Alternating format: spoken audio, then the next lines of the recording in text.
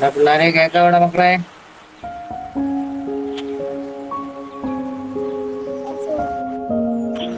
കേൾക്കാമല്ലോ.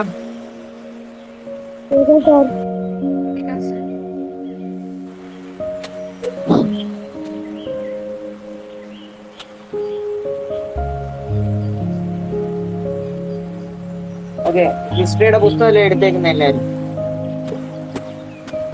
അതെ സർ. ശരി.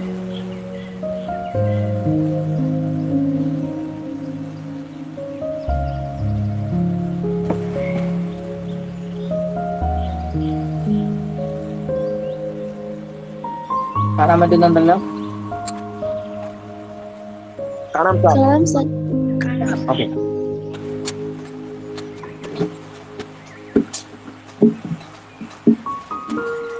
നോക്കുക, നമ്മൾ അടുത്ത നമ്മുടെ ചാപ്റ്റർ എന്ന് പറയുന്നത് India.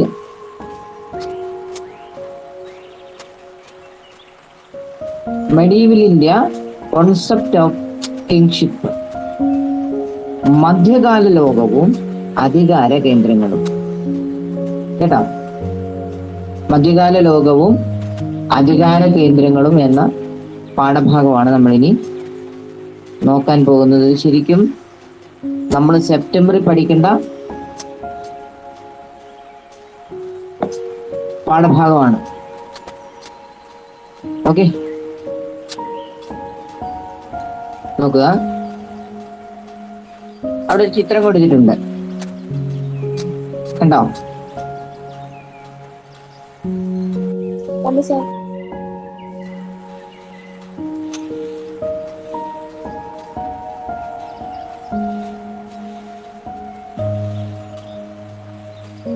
The heart of the king is the special depository of God's favor, and in this he has no equal among the mankind. There should be extraordinary discipline and dignity in the God. Lights moods of laughing or smiling it could not permitted even for the nobles, princes and chieftains should prostrate before the king. A special dress is prescribed for the courtiers. No one except the Prime Minister is allowed to address the Sultan directly. Armed soldiers should accompany the Sultan everywhere are part of the maintaining royal pattern of life.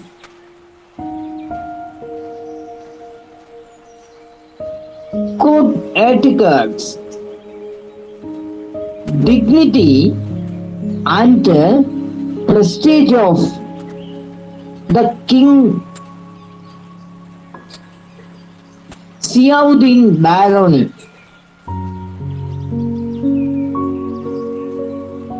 Tariq Firoz. അതായത് രാജാവ് എന്ന് പറയുന്നത് ദൈവത്തിന്റെ ഭൂമിയിലുള്ള പ്രതിനിധിയാണ്. അതായത് ദൈവത്തിന്റെ ഭൂമിയിലുള്ള പ്രതിനിധിയാണ് രാജാവ് എന്നാണ് ഇവിടെ പറയുന്നത്. അതായത് ദൈവത്തിന്റെ ഭൂമി എന്ന് പറയുമ്പം ഈ ലോകം മുഴുവൻ ദൈവത്തിന്റെ ആണെന്ന് വിശ്വസിക്കുന്ന ആളുകളാണ് ഭൂരിഭാഗം ഉള്ളത്, അല്ലേ? നിങ്ങളിൽ പലരും അങ്ങനെ വിശ്വസിക്കുന്നവരാണ്, അല്ലേ? ആണല്ലോ. ഇത് മുഴുവൻ ദൈവത്തിന്റെയാണ് എന്ന് വിശ്വസിക്കുന്നവരല്ലേ നിങ്ങൾ എല്ലാവരും? ആണ്. അപ്പൊ വ്യത്യസ്തമായ കാഴ്ചപ്പാടുള്ള ഒന്നോ രണ്ടോ ആളുകൾ കാണും, അല്ലേ? വിപ്ലവ ചിന്തയൊക്കെ കൊണ്ട് നടക്കുന്നവരൊക്കെ ദൈവമില്ല, അതില്ല, ഇതില്ല എന്നൊക്കെ പറഞ്ഞ് കാണാറുണ്ട്. നിങ്ങള് എല്ലാവരും ദൈവം ഉണ്ടെന്ന് വിശ്വസിക്കുന്ന ആളുകളാണെന്ന് ഞാൻ വിശ്വസിക്കുന്നു. സോ അപ്പൊ ഇവിടെ പറയുന്നത് ദൈവത്തിന്റെ ഭൂമിയിലെ ജോലിക്കാരനാണ് രാജാവ് എന്നാണ്, അല്ലെ? ദൈവത്തിന്റെ പ്രതിനിധിയാണ്. അപ്പൊ ഇവിടെ പറയുന്നത് ദൈവത്തെ പോലെ തന്നെ, ദൈവത്തിന് അമാനുഷികമായ ശക്തികളുണ്ട്, അല്ലേ? അപ്പോൾ ആ ദൈവത്തിനെ പോലെ തന്നെ ആണ് രാജാവെന്നാണ് ഇവിടെ പറയുന്നത്. ആ കഴിവുകളൊക്കെ തന്നെ രാജാവിനുണ്ടെന്ന് ഇവിടെ പറയുന്നുണ്ട്. സാമാന്യമായ അച്ചടക്കം,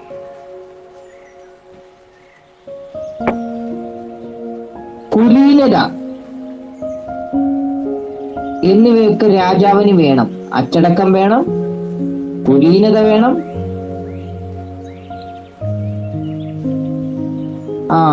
എന്നിവയൊക്കെ രാജാവിന് വേണം. ഈ നേരമ്പോക്കിന് വേണ്ടി നമ്മളൊരു തമാശയൊക്കെ പറയത്തില്ലേ? പിന്നെ ക്ലാസ് വന്നു കഴിഞ്ഞാൽ അതല്ലേ ഉള്ളൂ, ആണോ?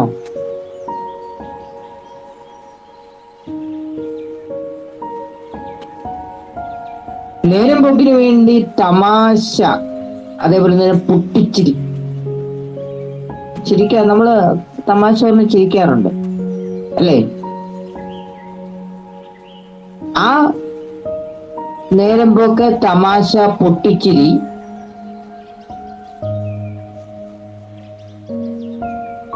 എന്നിവയൊന്നും അനുവദനീയമല്ല. അതേപോലെ തന്നെ രാജകുമാരന്മാര്, സുൽത്താൻമാര് എന്നിവർക്കൊക്കെ മുന്നില് വളരെ ഇങ്ങനെ കൈയൊക്കെ കൂപ്പി ഇങ്ങനെ ഭവ്യതയോടുകൂടി ഇങ്ങനെ നിങ്ങൾക്ക് രാജാവിനെ കാണുമ്പോൾ നിൽക്കണം. ഓക്കെ. അപ്പൊ രാജ്യസഭയിൽ വരുമ്പോൾ, അല്ലെ രാജ്യസഭയിലുള്ള അംഗങ്ങളായിട്ടുള്ള ആളുകള് ഉപചാര വസ്ത്രങ്ങളുണ്ട്. അത് അവർക്ക് പ്രത്യേക തരം വസ്ത്രങ്ങളുണ്ട്. അതെല്ലാം ധരിച്ച് മുറി അനുസരിച്ച് വേണം നിൽക്കാനായിട്ട്. അവർക്ക് എങ്ങനെ രാജാവിനോട് പെരുമാറണം എന്ന് പറഞ്ഞിട്ടുണ്ട്. ഓക്കെ.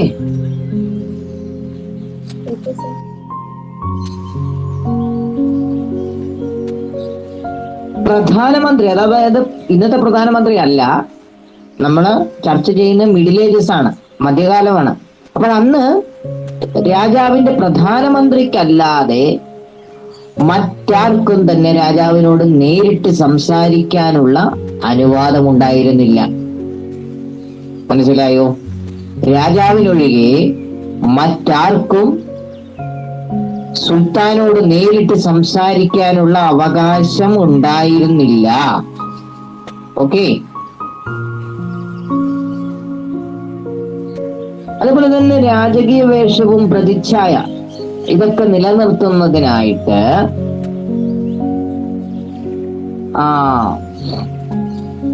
ആയുധം വഹിച്ചുകൊണ്ട് നിൽക്കുന്ന സൈനികര് അവരെന്ത് ചെയ്യണം?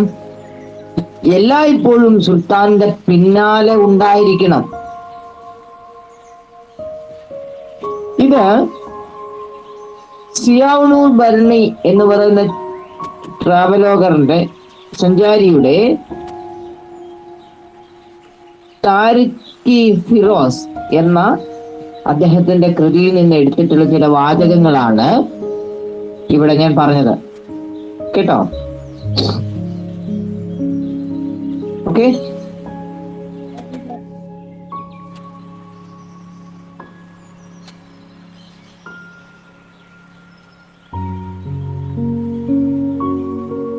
അപ്പൊ സുൽത്താനേറ്റിനെ കുറിച്ച് നിങ്ങൾ പഠിച്ചിട്ടുണ്ട്. എനിക്ക് തോന്നുന്നു 6-ലോ 5-ലോ 7-ലോ എവിടെയോ നിങ്ങൾ പഠിച്ചിട്ടുണ്ട് ഇല്ലേ?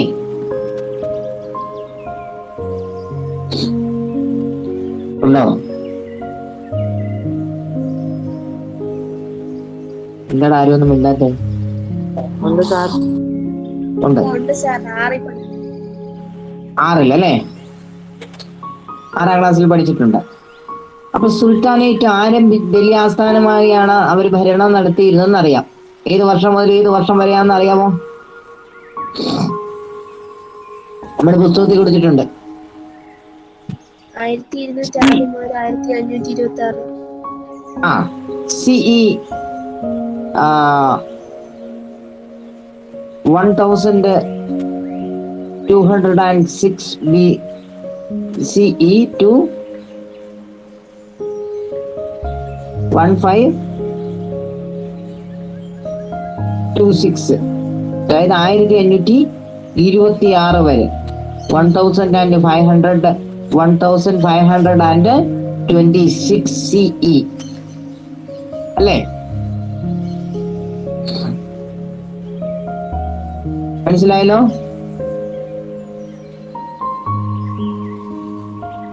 You have already learned about the Sultanate dynasties who ruled between 1206 1206 and 1526 1206 മുതൽ 1526 വരെ. With their capital at Delhi. അവരുടെ തലസ്ഥാനം എവിടെയായിരുന്നു? ഡൽഹി ആയിരുന്നു അവരുടെ തലസ്ഥാനം.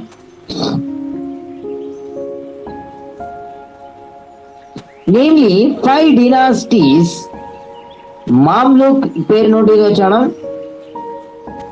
ഖൽജി, തുഗ്ലക്, സയ്യദ് ആൻഡ് ലോധി. ഞാൻ നാളെ വന്നിട്ട് ചോദിക്കുക കുഞ്ഞുങ്ങളെ, how many dynasties in sultanate period എന്ന് ചോദിച്ചാൽ നിങ്ങൾ എന്ത് പറയണം? അല്ലെങ്കിൽ എത്ര രാജവംശങ്ങളാണ് സുൽത്താനേറ്റ് പീരീഡിൽ ഉണ്ടായിരുന്നത് എന്ന് ചോദിച്ചാൽ നിങ്ങൾ എന്ത് പറയണം? 5. There are 5 dynasties. Which dynasties in this period എന്ന് ചോദിച്ചാൽ എന്ത് പറയണം? മംലൂക്ക്, ഖൽജി, തുഗ്ലക്, സയ്യിദ്, ലോധി അല്ലേ? അഭിനവ്, മനോജ് അവനില്ലേടാ ഇതിനകത്ത്?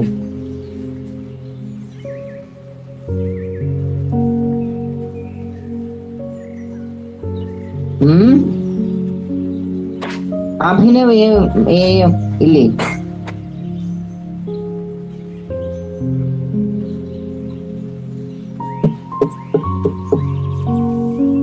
ഇല്ലെന്നോ സാർ?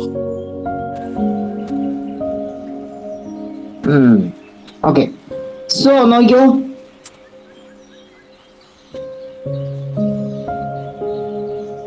അപ്പൊ അങ്ങനെ എത്ര ഡൈനാസ്റ്റിക്സ് ആണ്? There are 5 dynasties ruling during that period. Siaud Barani here described the views of Balban, the most important ruler of the Mamluk dynasty. അപ്പോൾ ആദ്യത്തെ രാജവംശം എന്ന് പറയുന്നത് മാംലൂക്കാണ്. മാംലൂക്ക് വംശത്തിലെ പ്രധാനപ്പെട്ട ഒരു ഭരണാധികാരി ആരായിരുന്നു?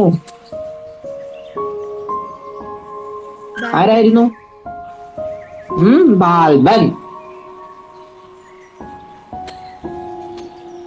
സ്ലീവ് ഡൈനാസ്റ്റി ഓൺ കിങ്ഷിപ്പ്, അതായത്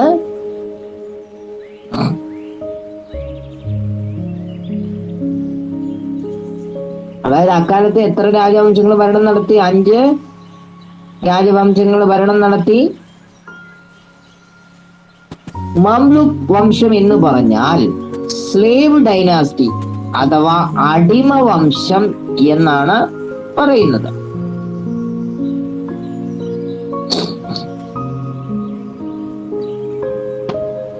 അതായത് ആ വംശത്തിലെ പ്രധാനപ്പെട്ട ഭരണാധികാരിയായിരുന്ന ബാൽബന്റെ പ്രധാനപ്പെട്ട കാഴ്ചപ്പാടുകളാണ് സിയാവുദ്ദീൻ ബർണി, പ്രശസ്ത ചരിത്രകാരനായിട്ടുള്ള സിയാവുദ്ദീൻ ബർണി അദ്ദേഹം പ്രകടിപ്പിച്ചത്. മനസ്സിലായോ? മനസ്സിലായി sir. So very good.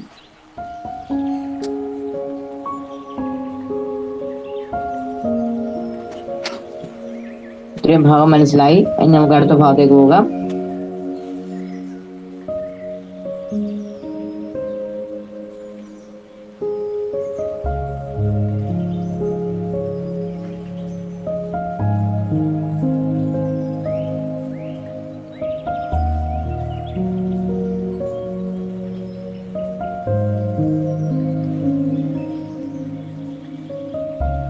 The Sultan implemented centralized rule in the administrative system. Let's examine its important features. അതായത് ഇനി നമ്മൾ നോക്കാൻ പോകുന്നത് സുൽത്താനേറ്റ് പീരീഡിലെ കേന്ദ്രീകൃത ഭരണവും അതിന്റെ important ഫീച്ചേഴ്സുമാണ്.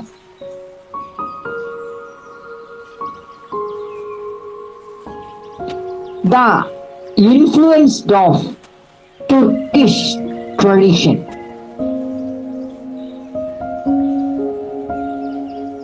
The Sultan was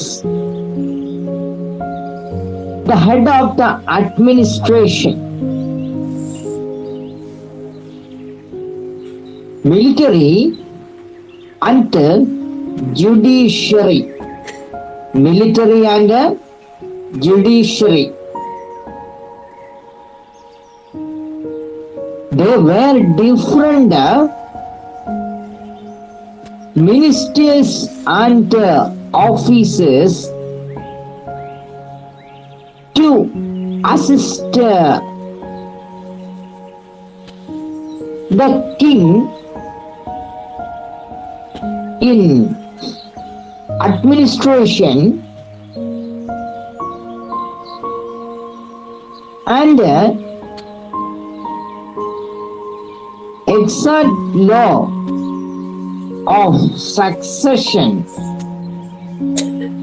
was absent.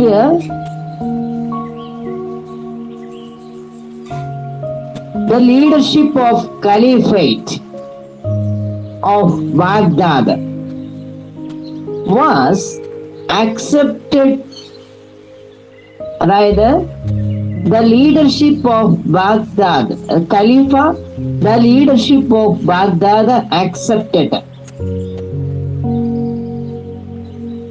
A strong army was maintained to defend the country from the threat of invasions and for the expansion of empire.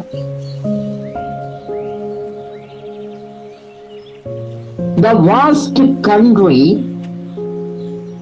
was divided into different region for the convenience of the administration.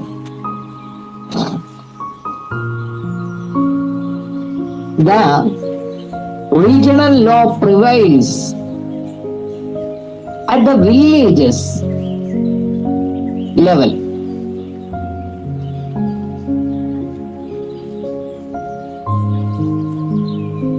അതായത്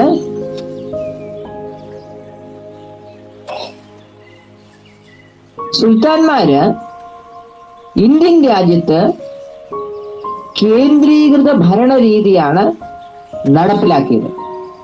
അപ്പോൾ കേന്ദ്രീകൃത ഭരണരീതിയാണ് Indian ഭരണരംഗത്ത് അവർ സുൽത്താൻമാര് നടപ്പിലാക്കിയത്. അതിന്റെ ചില features, important features, പ്രധാനപ്പെട്ട സവിശേഷതകള് എന്തെല്ലാമാണെന്ന് നമുക്കൊന്ന് പരിശോധിക്കാം. ഒന്ന്, the influence of Turkish tradition, അതായത് തുർക്കി പാരമ്പര്യത്തിന്റെ സ്വാധീനം. ഭരണത്തിന്റെയും സൈന്യത്തിന്റെയും നീതിന്യായത്തിന്റെയും തലവൻ, അതായത് ആർമി, എക്സിക്യൂട്ടീവ്, ജുഡീഷ്യറി, ഇതിന്റെ എല്ലാം തലവൻ സുൽത്താനായിരുന്നു. ഇത്തരം കാര്യങ്ങളിൽ സുൽത്താനെ സഹായിക്കുന്നതിനായിട്ട് നിരവധി മന്ത്രിമാരുണ്ടായിരുന്നു, അതേപോലെ തന്നെ ഉദ്യോഗസ്ഥന്മാരുണ്ടായിരുന്നു. മനസ്സിലായല്ലോ? അവർക്ക് പിന്തുടർച്ചാ നിയമം ഉണ്ടായിരുന്നില്ല. അവർക്ക് പിന്തുടർച്ചാ നിയമം ഉണ്ടായിരുന്നില്ല. അവര് ബാഗ്ദാദിലെ ഭരണാധികാരിയായിരുന്ന ഖലീഫയുടെ ഒരു അധികാര രീതി അവർ അംഗീകരിച്ചിരുന്നു, അല്ലെങ്കിൽ അവരെ ഫോളോ ചെയ്താണ് ഇവര് ഭരണം നടത്തിക്കൊണ്ടിരുന്നത്.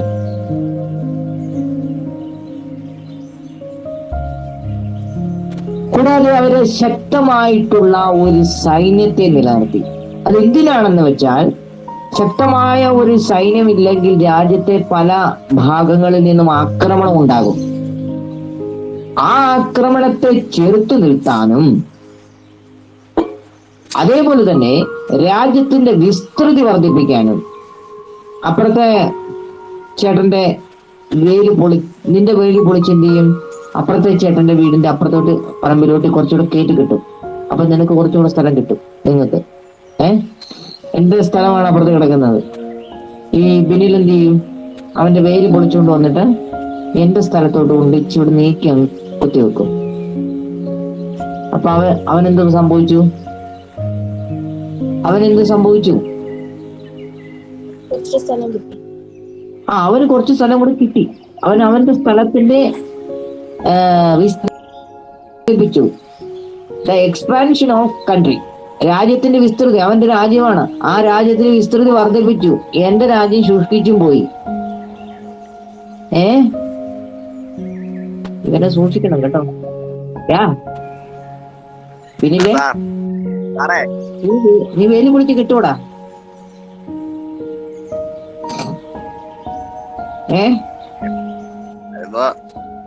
നീ എന്റെ രാജ്യത്തെ ആക്രമിക്കുവോ? ഇല്ല, അതില്ല കേട്ടോ. ഇല്ല.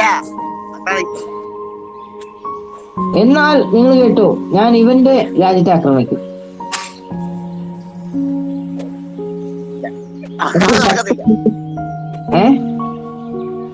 അത് നടക്കത്തില്ല. എനിക്ക് നല്ല സ്ട്രോങ് ആർമി ഉണ്ടടാ.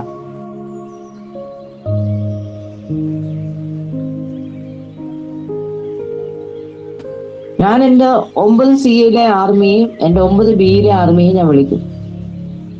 മകളെ വാ, നമുക്ക് അവന്റെ രാജ്യം ഒന്ന് ആക്രമിക്കാം.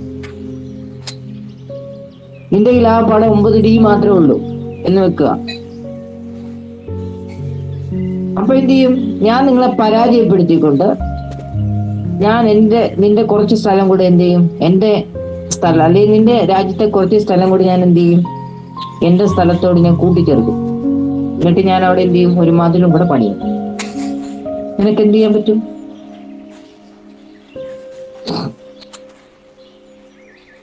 ഒന്നും ചെയ്യാൻ പറ്റത്തില്ല. പറ്റുമോ? ഇല്ല. ഇല്ല. അപ്പൊ നീ നിസ്സഹായനായിട്ട് നിൽക്കുകയാണ്. പക്ഷെ അപ്പൊ നിന്റെ മനസ്സിൽ എന്ത് ചെയ്യും, എന്നോടുള്ള പക വർദ്ധിക്കും. അപ്പൊ നീ എന്ത് ചെയ്യും, നീ 8 സിയെയും 8 ഡിയെയും ഒക്കെ കൂടെ നിന്റെ കൂടെ കൂട്ടും. കൂട്ടിയിട്ട് എന്ത് ചെയ്യും, കുറച്ച് നാൾ കഴിയുമ്പോൾ നീ എന്ത് ചെയ്യും, ഞങ്ങളോട് യുദ്ധത്തിന് വരും. ചിലപ്പോ ഞങ്ങളുടെ ഈ സൈന്യത്തെക്കാളും വലിയ സൈന്യമായിരിക്കും നിനക്ക് അന്ന് ഉണ്ടായിരിക്കുക. ഈ പുതിയ പുതിയ വെപ്പൺസ്, ന്യൂലി ആയുധങ്ങളൊക്കെ തന്നെ നീ ശേഖരിച്ചിട്ട് എന്ത് ചെയ്യും, ഞങ്ങളെ എതിർക്കും. അല്ലെ ഞങ്ങളുമായിട്ട് യുദ്ധത്തിന് വരും അല്ലേ. എന്നിട്ട് എന്ത് ചെയ്യും, നിന്റെ കയ്യിൽ നിന്നും ഞാൻ പിടിച്ചെടുത്ത സ്ഥലവും എന്റെ കയ്യിൽ നിന്നും കുറച്ച് സ്ഥലം കൂടെ നീ പിടിച്ചെടുക്കും. അങ്ങനെ നീ എന്ത് ചെയ്യും, നിന്റെ രാജ്യത്തിന്റെ വിസ്തൃതി വർദ്ധിപ്പിക്കും. ഇതാണ് ഇവിടെ സംഭവിച്ചുകൊണ്ടിരിക്കുന്നത്. ഇപ്പൊ മനസ്സിലായോ? സൈന്യത്തെ എന്തിനു വേണ്ടി നിലനിർത്തുന്നതെന്ന്? എന്റെ കാര്യത്തിൽ പ്രധാനമായിട്ടും ഉള്ളത് അതിലൊന്നാണ് എക്സ്പാൻഷൻ ഓഫ് കൺട്രി, അതായത് രാജ്യത്തിന്റെ വിസ്തൃതി വർദ്ധിപ്പിക്കുക. മറ്റൊന്ന്, രാജാവിനെ എപ്പോഴും ഇങ്ങനെ അകമ്പടി സേവിക്കുക, രാജാവിനെ ആരും തല്ലിക്കൊല്ലാതിരിക്കാൻ. പിന്നീട് സ്കൂളിൽ വരുമ്പോൾ കണ്ടോണം, അവനൊരു തൊപ്പിയൊക്കെ വെച്ച് കിരീടം എന്ന് പറഞ്ഞാൽ അവൻ വെച്ചുകൊണ്ട് വരുന്ന മറ്റേ ഇതായിരിക്കും, ഹെൽമെറ്റ് ആയിരിക്കും. അതിന്റെ 2 സൈഡിലും 2 തൂവലൊക്കെ വെച്ച്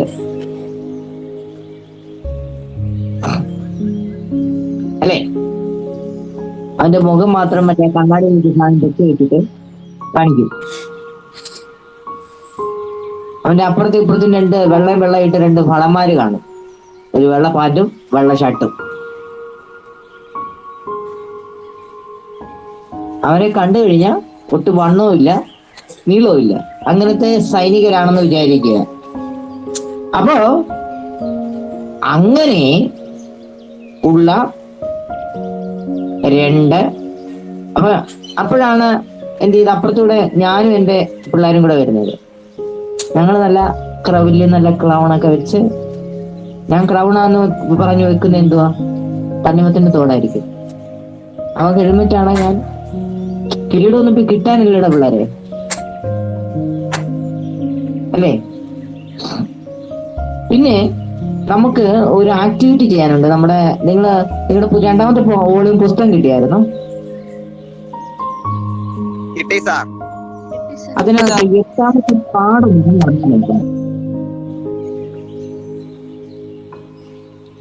ഇലക്ഷൻ ആൻഡ് ഡെമോക്രസി എന്ന് പറഞ്ഞൊരു പാഠമുണ്ട്.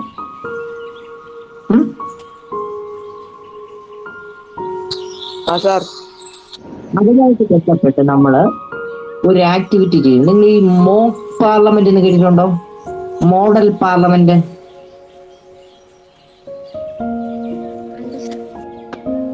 ഒരു പാർലമെന്റ് നടപടി എങ്ങനെ നടക്കുന്നു അതേപോലെ നമ്മള് ആ നടപടികളെല്ലാം ആക്ടിവിറ്റിയിലൂടെ ചെയ്യും.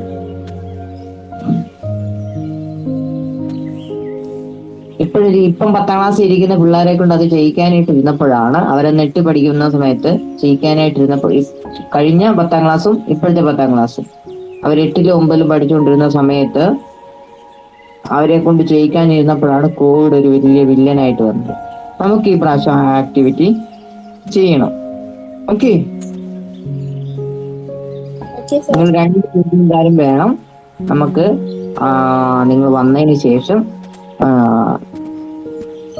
ഓരോ ക്ലാസ്സിൽ നിന്ന് ഓരോ പ്രതിനിധികളെ തെരഞ്ഞെടുത്ത് നമുക്ക് അതാത് ക്ലാസ്സിൽ വേണ്ട അറേഞ്ച്മെന്റ്സ് ചെയ്ത് നമുക്ക് ആ ആക്ടിവിറ്റി പബ്ലിക്കിന്റെ മുന്നിൽ വെറുതെ നമ്മൾ പോയി ചെയ്യുവല്ല, നമ്മള് അതിന് വേണ്ട ക്രമീകരണങ്ങളെല്ലാം പൂർത്തിയാക്കി മറ്റു ടീച്ചേഴ്സിന്റെ ഒക്കെ സഹായത്തോടു കൂടി നമ്മൾ എന്ത് ചെയ്യും, ആ ആക്ടിവിറ്റി നമ്മൾ ചെയ്യും.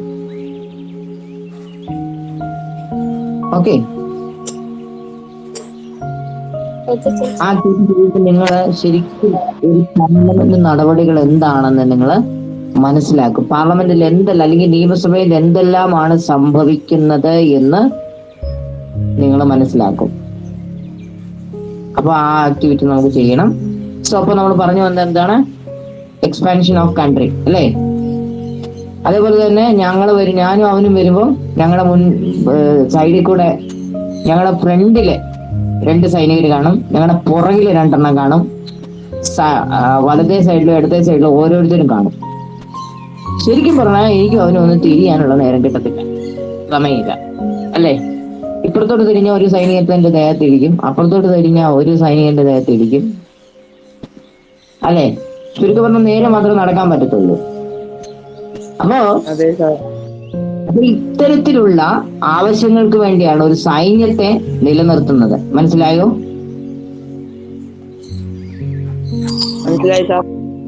അതേപോലെ തന്നെ ഭരണത്തിന്റെ സൗകര്യത്തിനായിട്ട് വിവിധ വിഭാഗങ്ങളായിട്ട് രാജ്യത്തെ വിഭജിച്ചു. ഭരണത്തിന്റെ സൗകര്യത്തിനായിട്ട് നമ്മുടെ രാജ്യത്ത് ഇപ്പം ഭരണ സൗകര്യാർത്ഥം വിഭജിച്ചിട്ടുണ്ട്. നമുക്ക് നമ്മുടെ ഫെഡറൽ സിസ്റ്റം നിങ്ങൾക്ക് അറിയാം, നിങ്ങൾ പഠിച്ചിട്ടുള്ളവരായിരിക്കാം. സോ ഇവിടെ നോക്കണം, കേന്ദ്രത്തിൽ ഒരു കേന്ദ്ര ഗവൺമെന്റ് ഉണ്ടല്ലോ.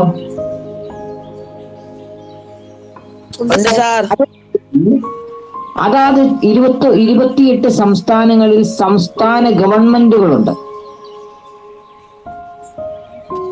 അതാത് സംസ്ഥാനങ്ങളിൽ ജില്ലകളുണ്ട്. കേരളത്തിൽ എത്ര ജില്ലകളുണ്ട്? 14. ആണോ?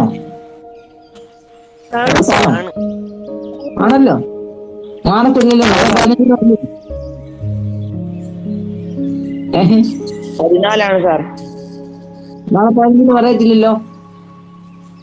ഇല്ല സാർ. ഇല്ല. ഓക്കെ.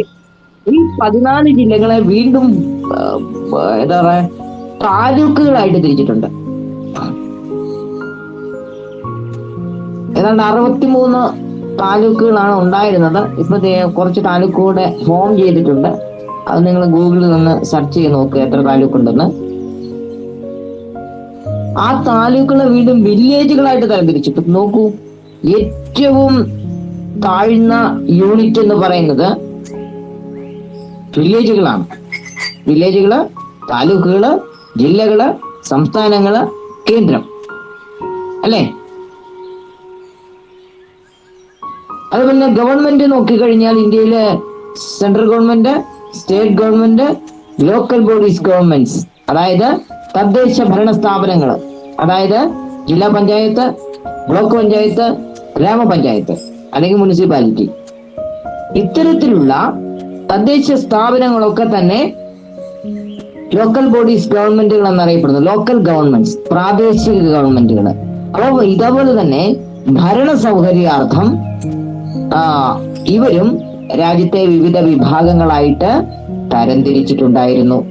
മനസ്സിലായോ?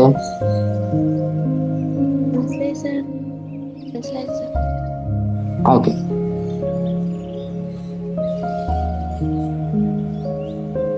സമയത്തിലുണ്ട് പിള്ളേരെ.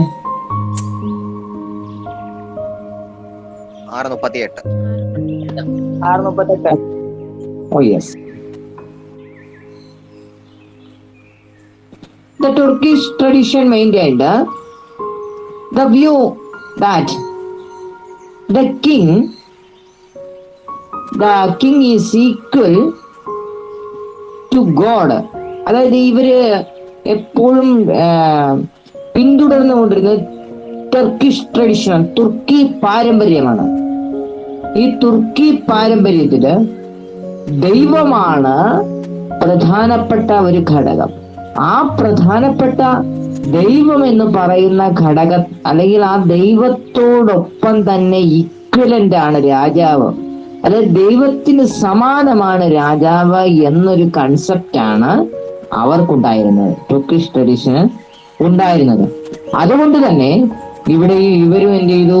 ആ തുർക്കിഷ് ട്രഡീഷൻ പിന്തുടരുന്നവരായിരുന്നു. മനസ്സിലായോ? ഇവരും തുർക്കിഷ് ട്രഡീഷൻ പിന്തുടരുന്നവരായിരുന്നു. Okay. Okay, sir.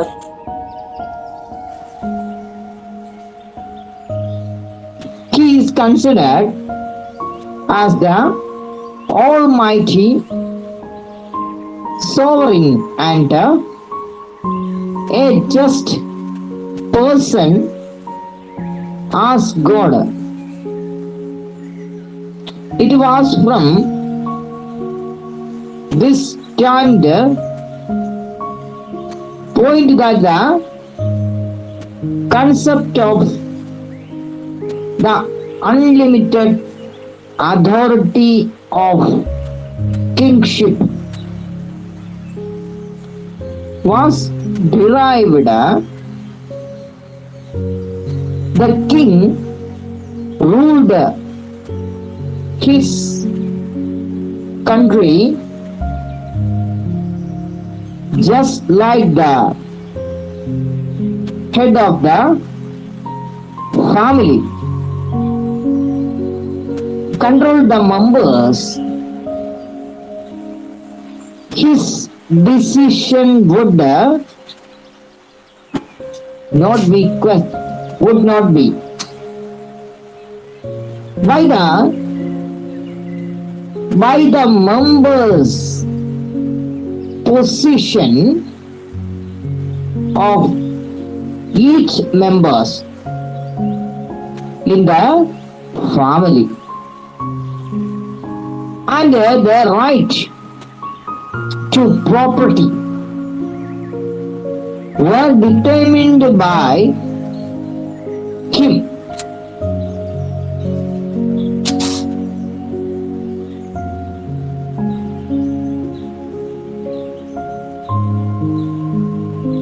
Central administration. Important officials and their duties in the central administration of the Sultanate period. അവിടെ കുറെ പേരുകൾ കൊടുത്തിട്ടുണ്ട് കണ്ടോ. വസീർ എന്ന് പറയുന്ന റവന്യൂ, മമാലിക് മിലിറ്ററി, ചീഫ് സദർ, ജുഡീഷ്യറി, ദിവാൻ, ഇൻഷാ, റോയൽ കറസ്പോണ്ടൻസ്. ഇവിടെ കേന്ദ്രീകൃത ഭരണമാണ് ഇവരെ പിന്തുടരുന്നത് എന്ന് നമ്മൾ പറഞ്ഞു അല്ലേ? അതെ സാർ.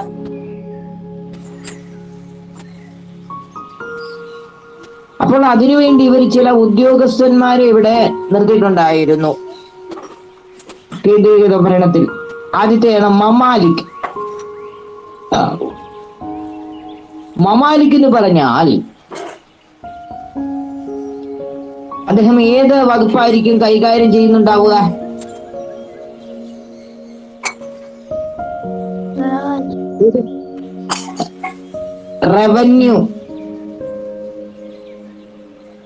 റവന്യൂ വകുപ്പെന്ന് കേട്ടിട്ടില്ലേ? കേട്ടിട്ടുണ്ട് സാർ. മലയാളം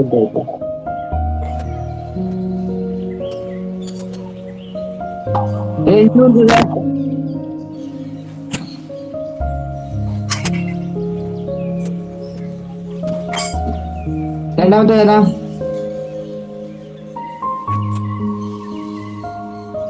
പുസ്തകമൊന്നും കയ്യിലില്ലടാ.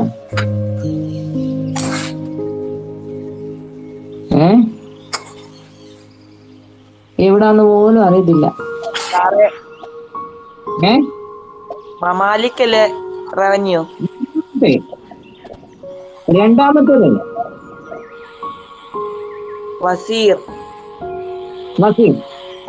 വസീറിന്റെ വകുപ്പ് എന്താണ്?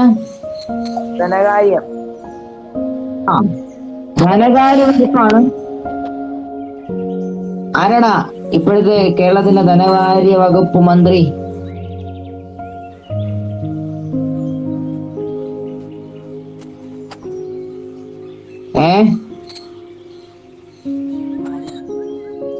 ആരാ?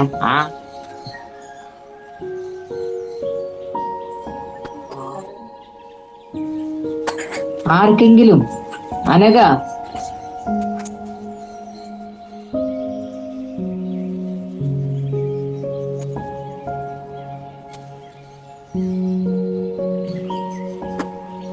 എടാ ഗൂഗിളിൽ ഒന്ന് സെർച്ച് ചെയ്ത് നോക്കിയാൽ മതി. നാളെ വരുമ്പോ കേരളത്തിന്റെ ധനകാര്യ വകുപ്പ് മന്ത്രി ആരാന്ന് എല്ലാരും കണ്ടുപിടിച്ചോണ്ട് വരണം. രാജു ആണോ? ഏത് രാജു? അപ്പുറത്തെ രാജു വേണോടാ? ആ രാജുവല്ല, ധനകാര്യമന്ത്രി, ഫിനാൻസ് മിനിസ്റ്റർ. ബാലഗോപാൽ. അയ്യോ എന്റെ ദൈവമേ, ഇപ്പൊ എവിടുന്ന് കിട്ടും? അപ്പുറത്ത് ഗൂഗിൾ ഇരിപ്പുണ്ടായിരുന്നല്ലേ? അപ്പൊ അങ്ങനെയാണ് കേരളത്തിന്റെ ഹെൽത്ത് മിനിസ്റ്ററാണ്. പെട്ടെന്ന് പറയണം.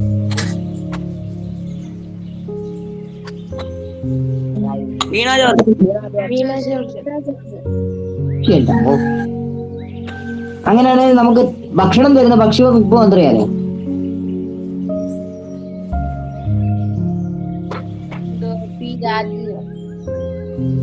രാജു. പി രാജു. പി രാജു. എന്റെ ദൈവമേ, വീട്ടിലിരുന്ന് മടുത്തല്ലേ?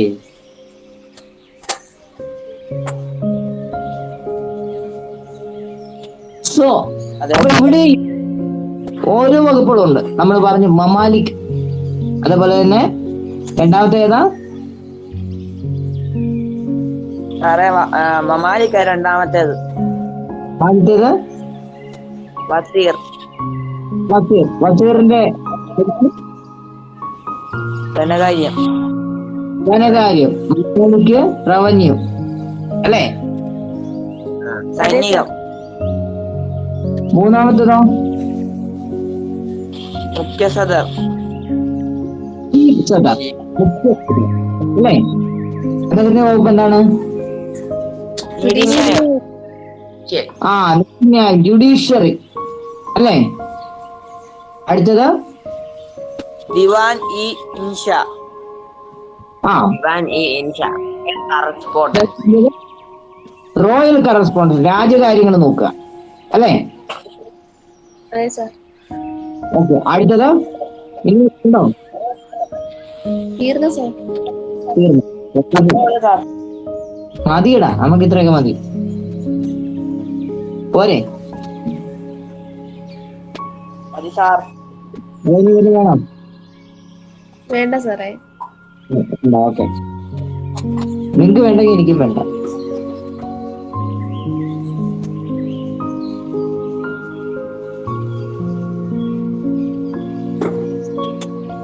അടുത്ത ലോക്കൽ അഡ്മിനിസ്ട്രേഷൻ അല്ലേ? അല്ലേ?